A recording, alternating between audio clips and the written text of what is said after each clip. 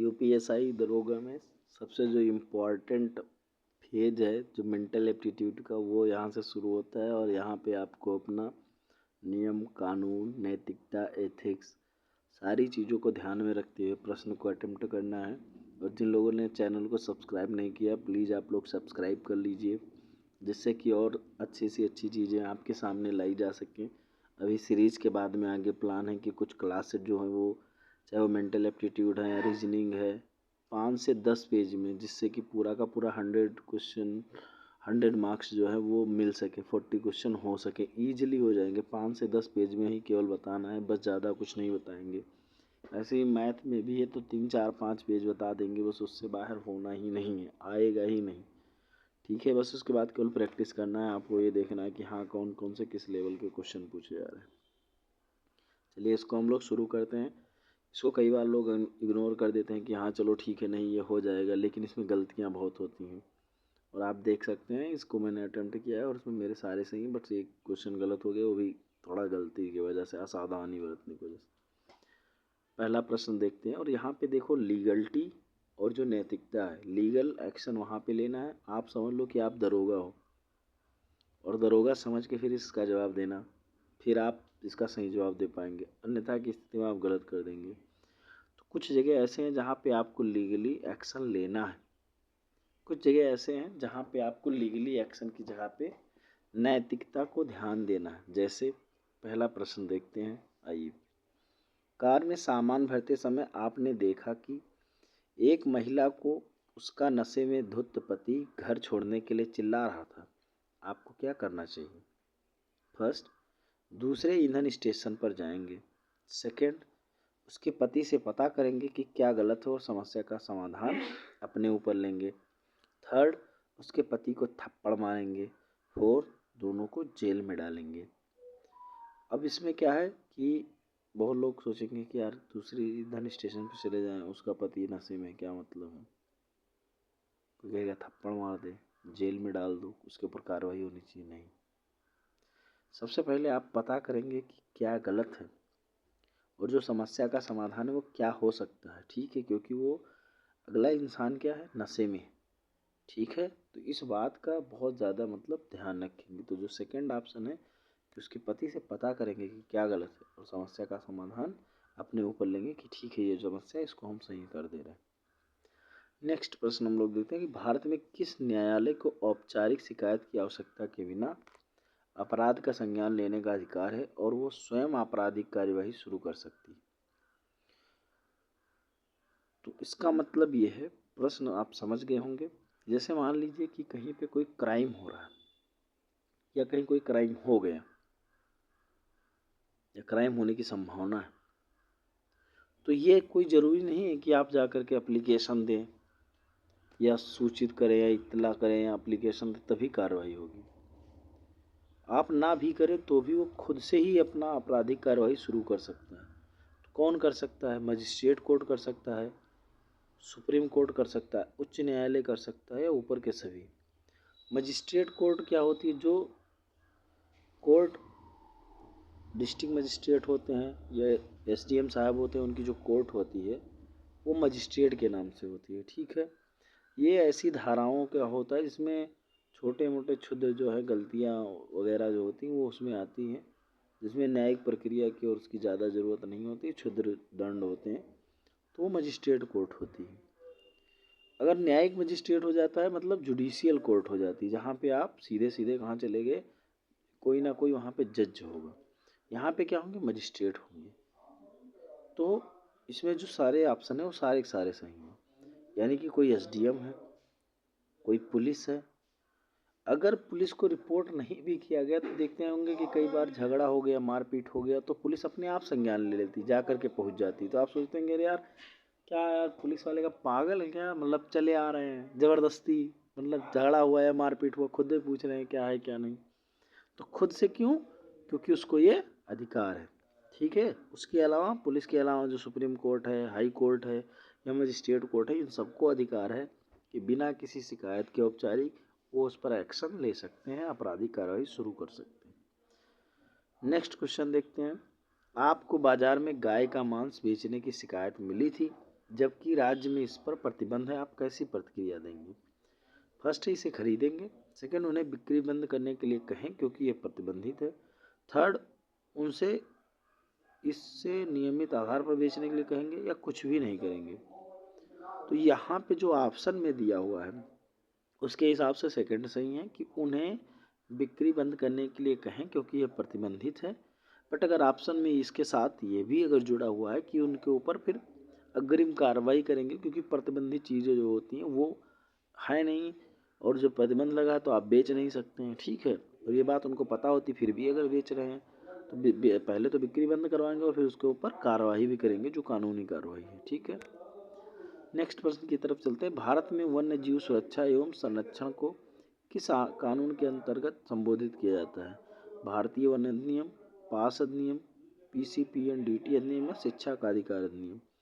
तो जो सही ऑप्शन होगा भारतीय वन अधिनियम है, उसी के अंतर्गत जो वन्य जीव सुरक्षा और संरक्षण है उसको उसके अंदर संबोधित किया जाता है। और आपको पता ही होगा कि भारतीय वन्य जीव संरक्षण जो अधिनियम है 1986 में बना ही है। नेक्स्ट क्वेश्चन हम लोग देखते हैं। और 1973 में उसी में टाइगर कंजर्वेशन के लिए प्रोजेक्ट टाइगर भी चला। नेक्स्ट क्वेश्चन देखते हैं कि एक सुरक्षित सामाजिक वातावरण स्थापित करने पर केंद्रित है। सामुदायिक पुलिसिंग, यातायात पुलिसिंग, पारंपरिक पुलिसिंग या पुलिस व्यवस्था? पुलिस व्यवस्था मतलब कंप्लीट सिस्टम, सारी चीज़ों को देखती। पारंपरिक पुलिसिंग मतलब जो ट्रेडिशन में है कि बीट में जाना आना देखना, तो ये सब पारंपरिक। यातायात में केवल यातायात से संबंधित हो गया। सामुदायिक पुलिसिंग का मतलब होता है कि पूरे समुदाय को एक साथ में लेकर के चलना, क्योंकि हर एक जगह पुलिस नहीं हो सकती। तो हम छोटे छोटे जो पढ़ने वाले बच्चे हैं, जो गार्जियंस हैं, उनमें कुछ लोगों को हम पुलिस ऑफिसर बना देंगे, पुलिस मित्र बना देंगे। पुलिस ऑफिसर का मतलब ये है कि पुलिस मित्र ऑफिसर, ना कि एज ए पुलिस। तो वो एक स्वयं सेवक के रूप में काम करेंगे और जब भी कोई भी छोटी मोटी बड़ी चीज़ें होंगी तो वो अपना क्या करेंगे, सूचना देंगे जिससे उस पर आगे कार्रवाई हो सके या समुदाय में जो सामंजस्य वो बिठाया जा सके। तो सही ऑप्शन होगा सामुदायिक पुलिसिंग। नेक्स्ट क्वेश्चन पर चलते हैं कि सामुदायिक स्वच्छता बनाए रखना महत्वपूर्ण है क्योंकि ये विवादों को रोकता है, बीमारों को फैलने से रोकने में मदद करता है, समुदाय को नियंत्रित करता है, समुदाय की सुरक्षा करता है। तो इसमें देखो दो ऑप्शन सही हैं। क्यों? समुदाय की सुरक्षा करता है, ये तो बिल्कुल सही है, लेकिन सबसे ज़्यादा इम्पॉर्टेंट है कि बीमारियों को फैलने से रोकने में मदद करता है। तो सही ऑप्शन सेकंड हो जाएगा क्योंकि ज़्यादा मतलब सही है कि अगर सफाई रहेगी तो टाइफाइड, हैजा या कॉलरा, ये सब जितना कुछ भी है, हैजा को इंग्लिश में कॉलरा कहते हैं, ये होने से बच जाएगा। तो सही ऑप्शन है कि बीमारियों को फैलने से रोकने में मदद करता है।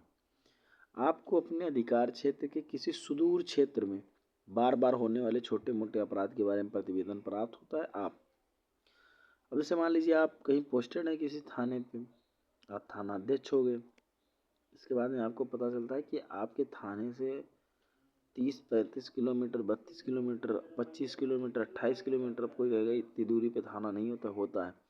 बहुत सारे इंटीरियर गांव जो होते हैं वो ऐसे पड़े रहते हैं 25-25 किलोमीटर पे। तो व्यक्ति क्या कहता है, सोचता है यार इतनी दूर अब कौन जाएगा। तो कभी भी आपको छोटे अपराध या असंगठित अपराध को अनदेखा नहीं करना है, क्योंकि वो फिर आगे चल कर के बहुत बड़े क्राइम का रूप ले लेते हैं। तो जब भी आप सर्विस में जब आएँ तो इस बात का ध्यान रखें कि अगर कोई छोटा मोटा अपराध होता है तो उसको बहुत पैनी दृष्टि बनाए रखें कि आखिरकार में उसका वजह क्या था। ठीक है, एक किस्सा आपको छोटा सा बता रहा हूँ। अभी जल्दी ही मुझे एक आवेदन मिला था कि एक लड़का था और वो 11th-12th में पढ़ रहा था, और उसी के साथ में पढ़ने वाला एक लड़का जिसको वो नहीं जानता था, उसने एप्लीकेशन दिया था कि हमको ज़बरदस्ती ये बता के कि यहाँ कट्टा रखे हैं और बिठा लेके हमें चले आए। फिर लाए, हमें इस जगह पे बिठाए थे, इसके बाद में सिगरेट उगरेट पिए और कुछ नहीं किए, केवल बैठाए थे। इसके बाद डांटे, 50 रुपया रखा था मेरा, 50 रुपया ले लिए। फिर इसके बाद में हम वहाँ देखने लगे कोई और था तो हम हल्ला मचाए। फिर जब उनसे कहने लगे वो भाग गए। अब ये सब बता था कि वो मतलब पेश हुआ, तो हमें को जांच करने के लिए मिला था। तो हमने पहले तो वो पता किया भाई, पूरा सीसीटीवी फुटेज निकाला, गाड़ी का नंबर वगैरह मतलब देखा कि कितने बजे से कितने बजे का टाइम था, वो था। सब निकालने के बाद जब निकला, फिर वो लड़का भी पता चला कि हाँ ये फला लड़का है, इस स्कूल में पढ़ता है, इस क्लास में, क्योंकि उसको जानकारी नहीं थी। जब दोनों को बुलवा करके आमने सामने जब बात होने लगी तो उसमें निकल के ये आया कि वो उस लड़के से केवल स्कूल बंक करने के लिए उसने कहा था कि चलो हमको हमारे उस साइड में छोड़ देना, हमसे 50 रुपया ले लो। अब सोचिए बच्चों की सोच कहाँ जा रही है। मतलब एक हम उम्र का लड़का वो उसको ये कह रहा है, क्यों? केवल बस इस एक दबाव से कि पेरेंटिंग के दबाव से कि हमारे माता पिता अगर जान जाएंगे कि हम आज भाग के आए हैं, बंक करके आए हैं, तो हमको क्या करेंगे, डांटेंगे या मारेंगे या कुछ कहेंगे। इसलिए बच्चों पे ज़्यादा दबाव नहीं देना। तो वो बार बार मना कर रहा था, तो फिर मैंने जब बार बार से पूछना शुरू किया, उससे पूछा तो फिर उसने इस बात को एक्सेप्ट किया लड़के ने कि सर ऐसी बात थी कि हम थोड़ा सा सोचे कि मतलब ऐसे ऐसे करते हैं, नहीं तो फिर हमें डांट पड़ेगी। अब सोचिए, अब इसका अगर आप दूसरा पहलू देखें कि अगर मान लीजिए ऐसी चीज़ नहीं होती तो सीधे सीधे अपहरण का केस हो गया कि लड़की को जबरन आपने अपहरण किया और डरा धमका के बिठाया, है ना। तो ये चीज़ ध्यान रखनी है कि आखिरकार में मना स्थिति क्या है, मोटिव आपको पता होना जरूरी है, इम्पोर्टेंट और चीज़ें नहीं है। आप किसी भी समस्या को सॉल्व कर देंगे वो अच्छी बात है, बट हर एक में आप मोटिव जब जानते हैं तो उसमें आपको एक्सपीरियंस गेन होता है। चलिए हम लोग प्रश्न की तरफ चलते हैं कि आपको अपने अधिकार के क्षेत्र अगर मान लीजिए दूर पे कहीं छोटा मोटा अपराध है, क्या करेंगे? पहला है इसे नज़रअंदाज करेंगे क्योंकि ये केवल एक छोटा सा अपराध है। दूसरा है शहर के केंद्र में बड़े अपराधों को प्राथमिकता देंगे। तीसरा प्रतिवेदन पर ध्यान देंगे और जांच करेंगे। चौथा प्रतिवेदन को किसी अधीनस्थ अधिकारी को सौंपेंगे। तो सिंपल सी बात है, इसमें अगर आपको मिलता है तो आप प्रतिवेदन पर ध्यान देंगे और जांच करेंगे। नेक्स्ट क्वेश्चन है, राष्ट्रपति पुलिस पदक पर सच्चाई की जीत होती है अभिलेख का क्या महत्व है?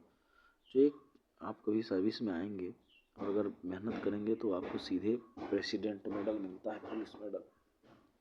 और अगर आप उसको पा लेते हैं तो ये समझ के चलिए कि आप बहुत शानदार मतलब पुलिस वाले हैं। और जब आप बहुत उत्कृष्ट कार्य करते हैं तब वो मिलता है और उस पर लिखा होता है सुनहरे अक्षरों में एकदम शानदार तरीके से उसमें खुदा होता है, सिल्वर कलर का होता है कि सच्चाई की जीत होती है। तो इसका महत्व क्या है, मतलब क्या है? पहला है कि पुलिस कार्रवाई में पारदर्शिता पर जोर दिया। दूसरा है सार्वजनिक सेवा में सत्यता को प्रोत्साहित करता है। तीसरा है पुलिस सेवा में सत्य और न्याय के प्रति प्रतिबद्धता को दर्शाता है। या चौथा है कि व्यक्तिगत जीवन में ईमानदारी के महत्व पर प्रकाश डालना। तो यहाँ पे देखो, एक तो सत्यता को भी प्रोत्साहित करता है, पारदर्शिता पर भी जोर देता है, ईमानदारी पर भी प्रभाव डालता है। लेकिन जो मेन इम्पॉर्टेंट बात है कि पुलिस सेवा में रह करके सत्य और न्याय के प्रति वो प्रतिबद्धता को जताता है कि पुलिस जो है सत्य और न्याय के लिए प्रतिबद्ध है, कटिबद्ध है। वो अलग बात है कि उसके ऊपर हमेशा अफवाह और बहुत सारी चीज़ें पुलिस के ऊपर उठती रहती हैं, वो एक अलग विषय है। लेकिन आप कम से कम ये सोच लीजिए कि कौन सा ऐसा विभाग है जिसमें लोग उस विभाग में नौकरी करते हुए शहीद हुए या शहादत को मतलब प्राप्त हो गए। आपको लगभग में कोई ऐसा विभाग नहीं मिलेगा जहाँ पे इतनी ज़्यादा संख्या में लोग शहीद हुए हों। अगर आप आर्मी, नेवी, एयरफोर्स, तो वहाँ पे वो तो मान लीजिए वो बॉर्डर पे हैं, बॉर्डर कंट्री पे हैं। लेकिन जहाँ हम विभाग और उसकी बात कर रहे हैं, जहाँ पे हम पुलिस को बार बार गलत ठहराते हैं, आप डाटा उठा करके देख लीजिए, आज तक लगभग में 40 से 50 हज़ार जो पुलिस वाले हैं वो ड्यूटी पे शहीद हो गए। तो ये जो सच्चाई की जीत है वो पुलिस की सत्य और न्याय के प्रति प्रतिबद्धता को दर्शाता है। तो सही ऑप्शन थर्ड है। और कभी भी आपको कोई पुलिस वाला बहुत गलत अगर लगे तो एक बार आप जाना और जा करके उसके आसपास बैठना, ऑब्जर्व करना, केवल एक ही पुलिस वाले की लाइफ स्टाइल देखना कि वो बेचारा कैसे अपनी ज़िंदगी जी रहा है, कितनी मेहनत और कितनी तन्मयता के साथ उसको काम करना पड़ता है। फिर इसके बाद उसका दिमाग खराब होता है और वो उतने ज़्यादा अपने बैलेंस में क्यों नहीं रहता, उसके पीछे क्या वजह है। केवल आप बस ये नहीं कि आप राजपत्रित अधिकारी के पास जाए या उसका उनका देखें, उनकी भी जीवन शैली टफ है, बट वो आपको उतना नहीं दिखाई देगा। लेकिन आप जो इंस्पेक्टर तक के रैंक हैं, आप जा कर के देखना कि वो कितना मतलब फील्ड में या हर एक जगह पे इन्वॉल्व रहते हो, कितने घंटे उनको ड्यूटी करनी पड़ती है। नेक्स्ट प्रश्न की तरफ चलते हैं। आपके पुलिस स्टेशन में बड़ी संख्या में लावारिस कारें हैं जिन्हें केस प्रक्रियाओं के दौरान ले जाया गया था। इसका उपाय क्या है? फर्स्ट, कर्मचारियों के बीच में वितरण। सेकंड, उन्हें बाजार में बेच देना। थर्ड, पुलिस द्वारा आम लोगों के लिए वाहनों की नीलामी करना। या फोर, उन्हें नष्ट करना। तो अगर मान लीजिए जो लावारिस पुलिस की बाइकें होती हैं वगैरह वो जब खड़ी रहती थाने में, तो एक टाइम के बाद में उसको पुलिस द्वारा आम लोगों के सामने नीलामी कर दिया जाता है कि भैया ये इसका दाम है, जो ज़्यादा बोली लगाएगा अपना ले जाए, ठीक है। और फिर वो जो पैसा मिलता है उस पैसे को सरकारी ट्रेजरी में जमा किया जाता है। समझ में आया? तो सही ऑप्शन है थर्ड। नेक्स्ट क्वेश्चन देखते हैं, भारत में कौन सा कानून आवश्यकता, आनुपातिकता और जवाबदेही के सिद्धांत पर जोर देते हुए पुलिस द्वारा बल के उपयोग के लिए दिशा निर्देश प्रदान करता है? पुलिस अधिनियम 1861, भारतीय दंड संहिता, आपराधिक प्रक्रिया संहिता या पुलिस बल प्रयोग अधिनियम? तो जो भारतीय दंड संहिता है वो किसी भी अपराध के लिए कौन सा दंड होगा और कितना दंड होगा इसका मानक तय करता है। आपराधिक प्रक्रिया संहिता जो है वो ये तय करता है कि किसी भी अपराध में अगर कोई भी दंड देना है तो उसकी प्रक्रिया क्या होगी।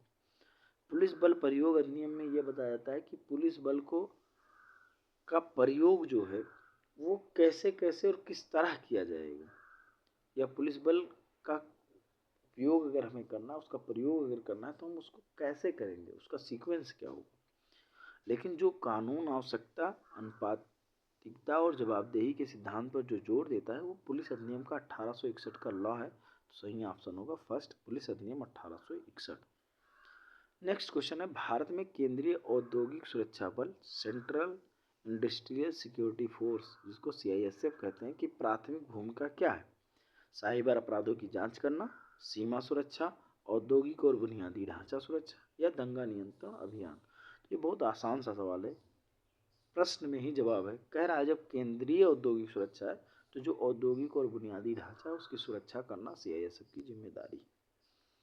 नेक्स्ट क्वेश्चन देखते हैं, यही वाला क्वेश्चन है, ध्यान नहीं दिए थे, कि कानून प्रवर्तन के संदर्भ में संभावित कारण का क्या अर्थ है? जैसे कानून में कहते हैं ना कि हाँ संभावित कारण जानने का प्रयास करो। अभी मैंने क्या कहा था कि जब कोई भी अपराध होता है तो उसके पीछे उसका क्या वजह थी, तो जो वजह या रीजन कि भाई किसी ने किसी को मारा, किसी किसी के षड्यंत्र किया, किसी ने किसी का सामान चुरा लिया, उसके पीछे एक एक एक रीजन होता है। तो उस रीजन को पता करना ही पुलिस का सबसे मेन इम्पॉर्टेंट काम होता है। जैसे मान लीजिए किसी की हत्या हो गई, तो वो इम्पॉर्टेंट नहीं है कि हत्या किसने की, वो तो इम्पॉर्टेंट है, लेकिन ये ज़्यादा इम्पॉर्टेंट है कि किसी ने अगर हत्या की तो उसके पीछे वजह क्या थी, किन परिस्थितियों में किसी की हत्या करनी पड़ी, तो वो हत्या हत्या है या नहीं है, या किन परिस्थितियों में हुआ, या वो दोषी है या नहीं है, इसकी जांच होने के लिए, इसको जानने के लिए ही उसके संभावित कारणों को जानना बहुत ज़रूरी है। और जब आप सब इंस्पेक्टर बनेंगे तो आप इस बात की जांच करेंगे कि किसी ने किस वजह से, क्योंकि जैसे वजह बदलती है, हमारा अगर मोटिव, मान लीजिए हम किसी को सोच समझ के जा करके फिर थप्पड़ मारते हैं, वो अलग धारा होगी। किसी से हम ऐसे ही मतलब किसी बात पे नाराज हो गए फिर थप्पड़ मारा, वो अलग है। मतलब एक ही कृत्य के लिए अलग अलग जो मोटिव हैं, मोटिव ये डिसाइड करते हैं, जो संभावित कारण है वो ये डिसाइड करते हैं कि उसको अपराध जो है वो किस प्रकृति का है। जैसे हम किसी को अगर जान से मार दे रहे हैं तो जान से मारने के पीछे कारण क्या है? भाई एक कारण ये भी हो सकता है कि हमारी किसी से दुश्मनी है, हम सोच समझ के गए मार दिए, ठीक है ये तो गलत है।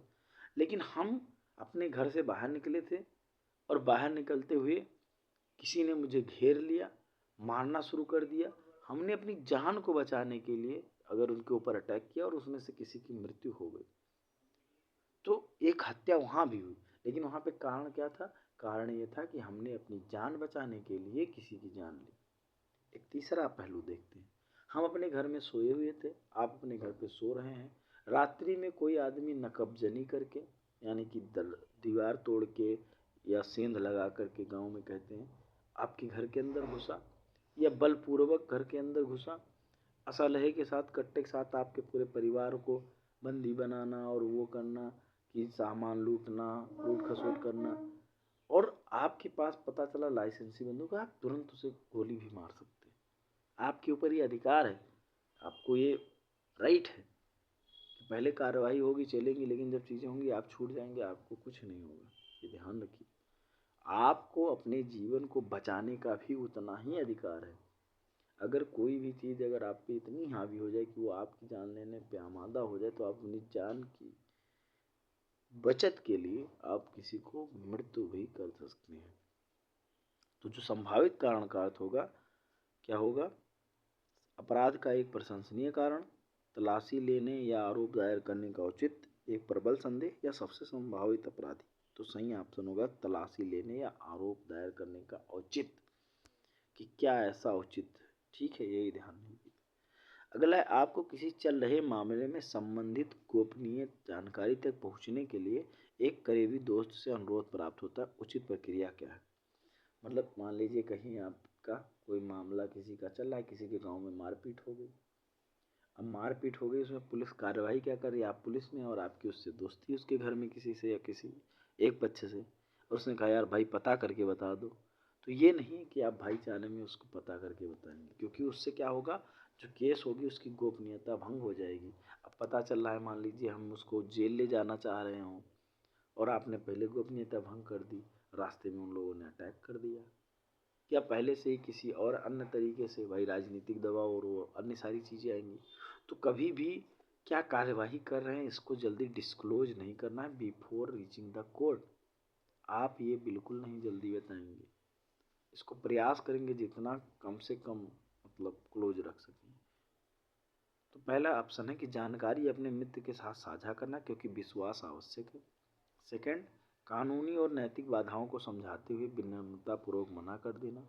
थर्ड, किसी की जानकारी तक विवेकपूर्वक पहुंचना। फोर, कैसे आगे बढ़ना यह तय करने से पहले किसी सहकर्मी से सलाह लेना।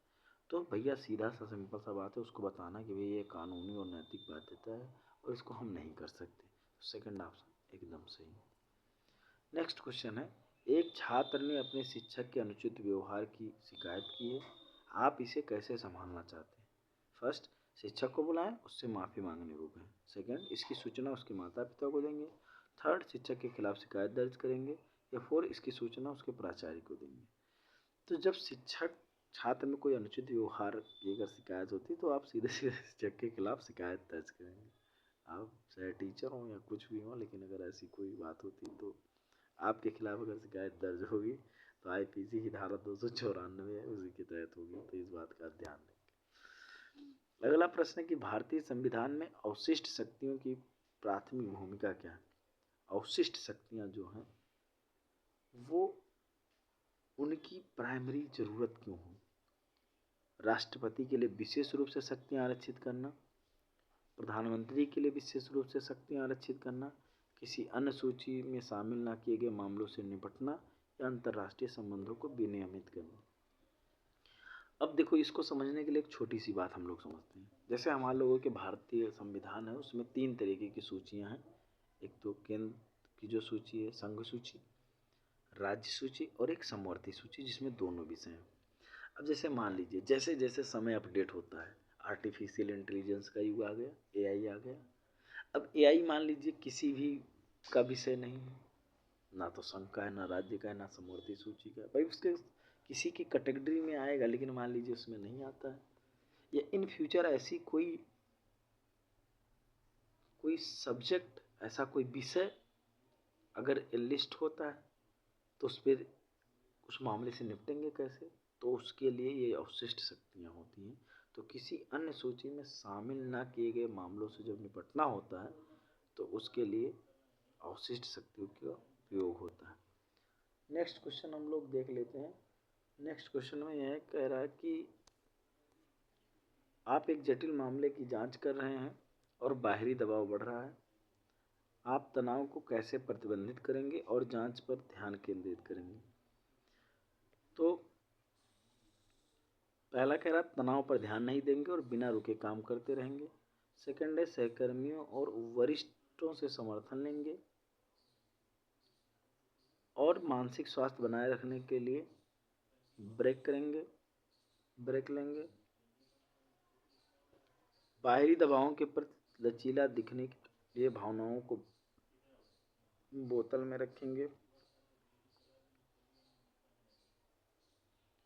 या तनाव से बचने के लिए जांच दूसरों को सौंपेंगे। अब क्या है, आप एक जटिल मामले की जांच कर रहे हैं और ऊपर से भाई नेता का फ़ोन आ रहा है, हम विधायक बोल रहे हैं, हमारे चचा विधायक है, ये हैं, हम ये बोल रहे हैं, वो बोल रहे हैं, फलाना ढिमकाना, और बार बार आप पे दबाव बढ़ता जा रहा है, दबाव बढ़ता जा रहा है, तो आप क्या करेंगे और कैसे प्रतिबंधित करेंगे? तो इसके लिए आप जो आपके सहकर्मी हैं और जो वरिष्ठ हैं उनसे समर्थन लेंगे और मानसिक स्वास्थ्य बनाए रखने के लिए थोड़ा थोड़ा ब्रेक लेंगे और आराम से अपना काम करेंगे। नेक्स्ट क्वेश्चन देखते हैं। जब उनका बेटा लापता हो गया तो एक माता पिता ने गुमशुदगी की रिपोर्ट यानी कि एफआईआर दर्ज कराने के लिए आपसे संपर्क किया, आप क्या करेंगे? भाई किसी का बच्चा गायब हो जाएगा, कहाँ जाएगा? पुलिस के पास आएगा। तो आपको क्या करेंगे? आप दरोगा हैं, उनकी शिकायत दर्ज करेंगे, उनकी शिकायत दर्ज करने से इनकार कर देंगे, उनसे एक दिन और इंतज़ार करने को कहेंगे, या उनसे अपने बेटे को खोजने के लिए कहेंगे? तो आप सिंपल सा है, जैसे ही आपको पता चलता है आप उनकी शिकायत दर्ज करेंगे और खोजबीन शुरू कर देंगे, क्योंकि जितनी इनिशियल स्टेज में ऐसी चीज़ें हैं हम लोग जैसे ही सर्च करना शुरू कर देते हैं हमें रिजल्ट मिलना शुरू हो जाता है, लेकिन जैसे जैसे लेट होगा वैसे वैसे उसकी मिलने की संभावना कम हो जाती है। हत्या होने का भी कई बार डर होता है, कई बार लोग फिरौती या उसकी वजह से उठा लेते हैं लेकिन पता नहीं चलता है तब तक। ठीक है, अगला प्रश्न है, आपके कार्यस्थल पर आपको अपनी महिला सहकर्मी से कार्यस्थल पर यौन उत्पीड़न की शिकायत प्राप्त होती है, आप उससे क्या कहेंगे? अब आप जहाँ पे नौकरी कर रहे हैं, मान लीजिए कोई महिला किसी यौन उत्पीड़न या उससे किसी कोई सहकर्मी है उसको परेशान कर रहा है या उसके लिए फेवर मांग रहा है, क्या करेंगे? अगर वो नौकरी करना चाहती है तो उसे सहयोग करने के लिए कहेंगे। सेकंड है, उसे यौन उत्पीड़न समिति में शिकायत दर्ज करने के लिए कहेंगे। थर्ड, उसे नौकरी छोड़ने के लिए कहेंगे। और उसे कहेंगे कि इसे अनदेखा करे और काम करना जारी रखे। तो अगर ऐसा होता है तो यौन उत्पीड़न समिति में आप शिकायत दर्ज करने के लिए कहेंगे कि आप उसका शिकायत करिए, और अगर फिर भी अगर नहीं मानते हैं तो सीधे उसमें एफआईआर करवाने के लिए कहिए। अगला है, आप लंबे समय तक काम करते हो, हर समय थकान महसूस करते हैं, आपको क्या करना चाहिए? अनुपस्थित अवकाश का अनुरोध करना चाहिए, बीमार हुए बिना अवकाश लेना चाहिए, काम करते रहना चाहिए भले इससे आपके प्रदर्शन पर असर पड़े, या समाधान खोजने के लिए वरिष्ठों के साथ अपनी समस्या पर चर्चा करनी चाहिए। तो देखिए ऐसा है कि अगर आप मान लीजिए लंबे समय तक काम करते हैं, जैसे पुलिस का काम होता है बहुत लंबे टाइम तक होता है, हर समय थकान महसूस होता है, तो ना तो आप अपसेंट हो सकते हैं, अवकाश ले सकते हैं, ना बीमार हुए बिना मतलब अवकाश नहीं ले सकते कि अब बीमारी का ले लें। अब अगर काम करते भी रहेंगे तो भी अब प्रदर्शन पड़ेगा, तो इसके लिए आप अपने जो सीनियर सर हैं उनसे मिलिए, बताइए कि सर ये समस्या है, ऐसी ऐसी चीज़, तो थोड़ा बहुत जो भी होगा अपना गाइडेंस दे देंगे। तो समस्या खोजने के लिए वरिष्ठों के साथ अपनी समस्या पर चर्चा करना चाहिए, क्योंकि वो तुमसे पहले ज़्यादा झेल चुके हैं। जैसे नया नया रिक्रूट जब भर्ती होता है तो हम लोग भी जब भर्ती हुए थे पुलिस में तो बहुत दिक्कतें लग रही थी कि यार बहुत दिक्कत है, मतलब दिक्कत अभी भी है बट ये है कि हमारा दायरा बढ़ गया।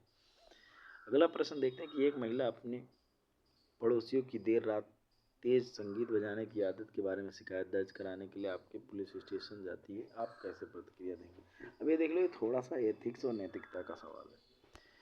उससे कहेंगे कि उसकी शिकायत कानूनी आधार पर नहीं है, उसके पड़ोसी के पास जाएंगे, उसे ऐसा ना करने के लिए समझाएंगे, एफआईआर दर्ज करेंगे, या उसकी कोई भी मदद करने से इनकार कर देंगे। तो ये थोड़ा सा नैतिकता का सवाल है। भाई पड़ोसी है, कोई है बजा रहा है, तो ये नहीं कि उसके ऊपर तुरंत एफआईआर कर दो। आप पड़ोसी के पास जाएंगे, उसे ऐसा करने के लिए समझाएंगे कि ऐसा ना करे, नहीं करता है तो फिर आप फर्दर इंक्वायरी करने के लिए एकदम से क्या है, आपको छूट है, कोई दिक्कत नहीं है। चलिए ठीक है दरोगा जी, आज के लिए बस इतना ही। धन्यवाद। जय हिंद।